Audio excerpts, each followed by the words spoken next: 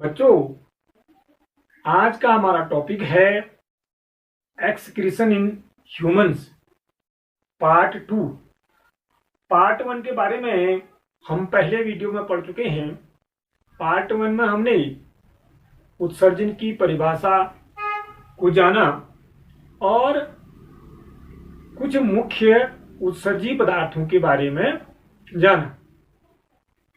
जो मानव उत्सर्जन तंत्र है बच्चों, उसका जो मुख्य अंग है वह किडनी है। यह किडनी हमारे शरीर में एक जोड़ी होते हैं। वयस्क, उभयचर और समस्त स्तनियों में, स्तनी वर्ग के जीवों में जो उत्सर्जन अंग होता है वह वृक्क ही होता है। वृक्क के साथ साथ कुछ सहायक अंग उत्सर्जन की क्रिया में अपनी भूमिका अदा करेंगे। इनमें इससे जुड़ी हुई एक नलिकाकार संरचना आपको दिख रही है, जो इस थैलीनुमा संरचना से जुड़ी है, उसको हम मूत्र नली कहते हैं। एक पेशी अंग मूत्राशय, इसमें मूत्र इकट्ठा होगा और इसके बाद जो है मूत्र मार्ग के द्वारा वह विसर्जित किया जाता है। इसके साथ साथ फेफड़े भी उत्सर्जन में अपनी भूमिका निभाते हैं। कार्बन डाइऑक्साइड का बाहर निष्कासन करेंगी। हमारी त्वचा, प्लीहा, यकृत सब जो हैं सहायक अंग के रूप में कार्य करते हैं। बच्चों, जो किडनी है वह बीन शेप्ड होती है। यह हमारे उदर में रीढ़ की हड्डी के दोनों ओर स्थित रहते हैं, बाएं और दाएं। जो दाईं किडनी है वो थोड़ा नीचे होती है क्योंकि इसके ऊपर हमारा यकृत आता है। यकृत भी इस उत्सर्जन क्रिया में महत्वपूर्ण भूमिका निभाता है।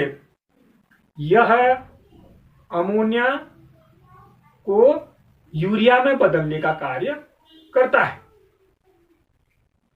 अमोनिया और कार्बन डाइऑक्साइड क्रिया करेंगे और यूरिया निर्मित होती है। जैसे कि हमने पहले कक्षा में पढ़ा था बच्चों की जो अमोनिया है वह हानिकारक है और इसको हम ज्यादा समय तक अपने शरीर में सहन नहीं कर पाते, तो यकृत में यह यूरिया में चेंज हो जाता है। यूरिया भी हमारे लिए हानिकारक ही है, लेकिन अमोनिया से कम हानिकारक होता है और यही हमारा मुख्य उत्सर्जी पदार्थ भी है। बच्चों, जो किडनी है मैंने आपको बताया कि रीढ़ की हड्डियों की दोनों ओर होगी।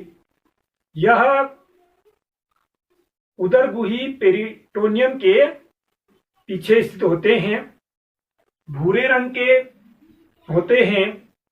इनकी जो लंबाई है वो लगभग 10 सेंटीमीटर होती है और बच्चों इनकी जो चौड़ाई है वह 7.5 सेंटीमीटर, 5 से लेकर के 7.5 तक हो सकती है और जो इनकी मोटाई है वह 2.5 सेंटीमीटर तक होती है।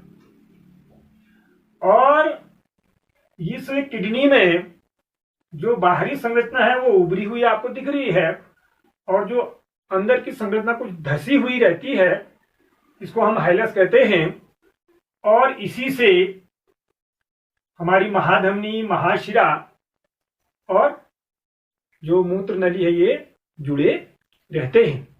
बच्चों, जो रेनल आर्टरी, रेनल वेन शब्द हम यूज कर रहे हैं, तो रेनल शब्द जो है केवल वृक्क के लिए ही या किडनी के लिए ही इस्तेमाल किया जाता है, या हम प्रयोग इसका करते हैं।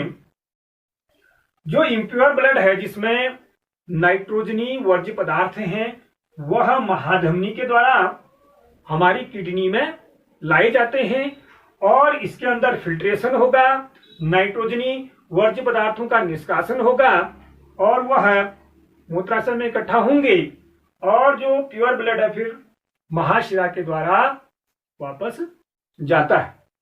बच्चों अब इस फिल्ट्रेशन की क्रिया में, इस छनने की क्रिया में, इस किडनी के अंदर एक संरचना कार्य करती है, उसको कहते हैं नेफ्रॉन या वृक्काणु। और इन वृक्काणु की संख्या एक ही वृक्क में 1 मिलियन से ऊपर हो सकती है। दोनों में बराबर इसकी संख्या होगी, 1 मिलियन से ऊपर इसमें और 1 मिलियन से ऊपर हमारे दाएं वृक्क में। बच्चों वृक्काणु की संरचना आपके लिए मैंने बना रखी है, आपको इन दोनों चित्रों को अपनी कॉपी में बनाना है। तो वृक्काणु की जो संरचना है, जब आप उसको कॉपी में बनाएंगे तब उसको अच्छी तरह से आप समझ पाएंगे।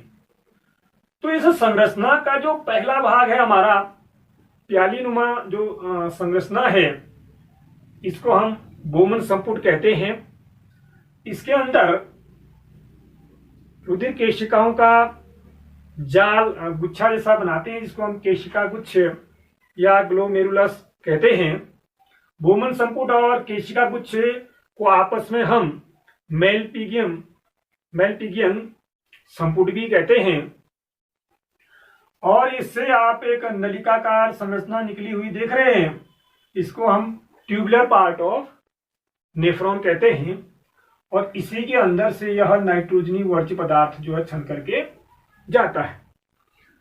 और इसमें एक यू शेप्ड हेनले लूप आप देख रहे हैं।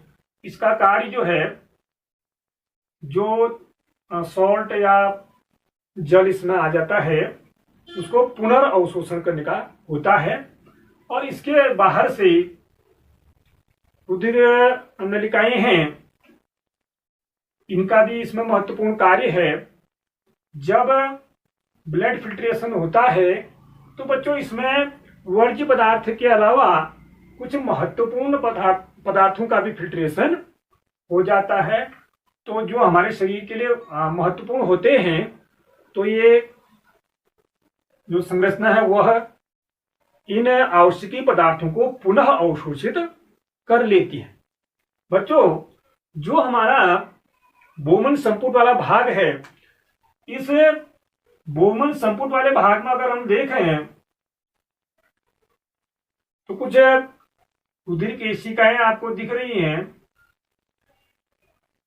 जिसको हम केशिका गुच्छ कह रहे हैं। तो इसमें एक जो है एफिरेंट आर्टियोल अभिवाही धमनिका ब्लड को लाती है, जो चौड़ी होती है। और जो ब्लड इसमें आता है बच्चों, वह तेज प्रवाह के कारण तेज प्रवाह से आता है। और जो ब्लड जाएगा वह कम प्रवाह से जाता है। तो ये जो हमारी नलिका है वो कम चौड़ी होती है, तो ये एफिरेंट आर्टरी कहलाएगी। और इसी से जुड़ी हुई जो है ये, इसको इफिरेंट आर्टरी आर्टियोल, इसको हम एफिरेंट आर्टियोल कहेंगे और इसको हम इफिरेंट आर्टियोल कहेंगे।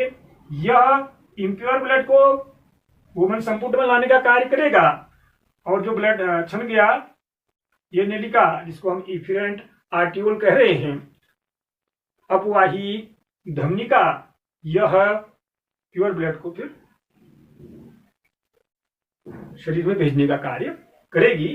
और रेनल वेन जो है इस ब्लड को ले जाती है। बच्चों जो तेजी से इसके अंदर ब्लड आता है, ब्लड जो है यहाँ से छनेगा।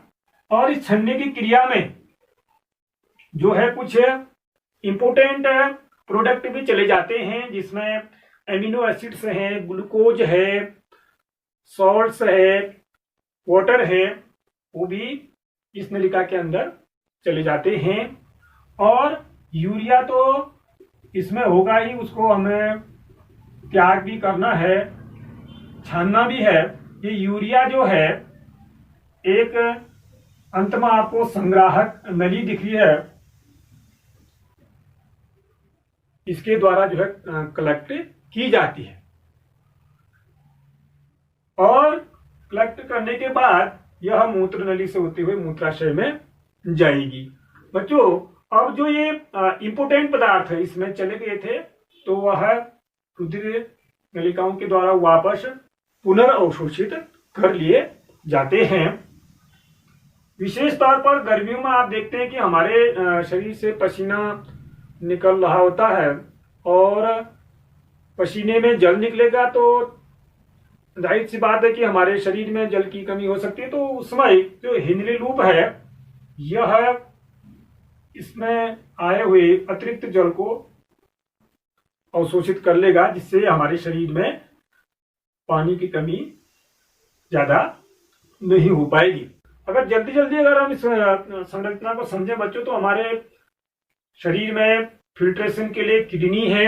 किडनी के अंदर बहुत संख्या में नेफ्रॉन है लगे हुए हैं और इसमें जो ब्लड ला रही है वह एफिरेंट आर्टियोल, और जो ब्लड ले जा रही है प्योरिफिकेशन के बाद इफिरेंट आर्टियोल, और जो पदार्थ है वह इस ट्यूबुलर संरचना में जा रही हैं और संग्राहक नली में कलेक्ट कर ली जाएंगी। जो इंपोर्टेंट पदार्थ उत्सर्जित हो गए थे, चले गए थे, उनको पुनः अवशोषण कर लिया जाता है। जो हमारा मूत्र है वह मूत्राशय में मूत्र नली की सहायता से इकट्ठा होगा और मूत्र मार्ग के द्वारा बाहर निष्कासित कर दिया जाएगा।